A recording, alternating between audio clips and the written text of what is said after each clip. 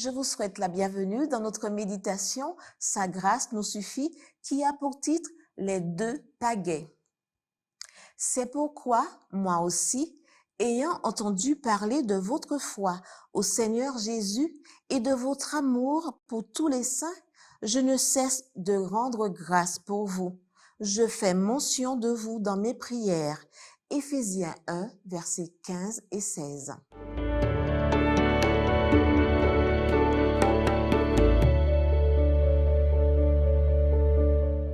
Derrière l'inlassable énergie de Paul comme apôtre, missionnaire, pasteur et théologien, il y avait une vie extraordinaire de prière.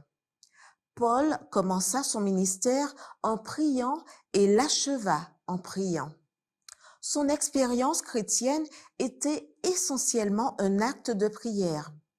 Pour lui, la prière et la mission allaient toujours de pair. Voici comment le pasteur Gabriel Cézanneau détaille cela dans la revue adventiste, édition sud-américaine de novembre 2019. La prière comme reconnaissance de la souveraineté de Dieu.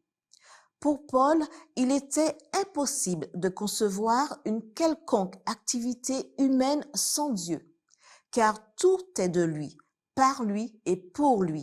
Romains 11, verset 36. La prière comme réponse de la créature. Pour Paul, la prière établissait une voie permanente de communication avec Dieu. La prière comme action de grâce pour le salut. Paul se sentait si indigne du salut. Il se considérait comme le premier des pécheurs, voire 1 Timothée 1, verset 15, que sa vie était une prière continue. Priez sans cesse, écrit-il dans 1 Thessaloniciens 5, verset 17. La prière comme une alliée indispensable pour le service. Pour Paul, la prière était essentielle à l'évangélisation. Ce n'est pas le prédicateur, mais Dieu qui intervient par l'Esprit. Paul leur demandait de prier pour que Dieu ouvre la porte pour prêcher l'Évangile, voir 2 Corinthiens 2, verset 12. Dans les prières d'intercession que l'apôtre demandait à sa congrégation et à ses dirigeants d'élever à Dieu, le sujet dominant était sa préoccupation pour la mission. La fonction de l'esprit dans la prière. L'apôtre relie la prière à la connaissance de Dieu et à la foi. La prière naît d'une foi intelligente ou rationnelle fondée sur la certitude que Dieu n'est pas un inconnu, mais qu'il s'est révélé lui-même dans la création, dans l'histoire, en Christ et dans les Écritures.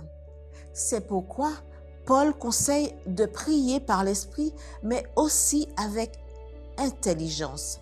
1 Corinthiens 14, verset 15. Le propriétaire d'un bateau avait écrit 2 mots sur ses pagaies. C'est la devise bénédictine. Sur la première, il avait écrit « Prie » et sur l'autre « Agis ». Un jour, un passager s'est moqué de ses rames. « Agir, c'est suffisant, dit-il. » Alors, l'homme du bateau a commencé à utiliser une seule pagaie. Après avoir tourné en rond pendant un moment, le passager a compris la leçon.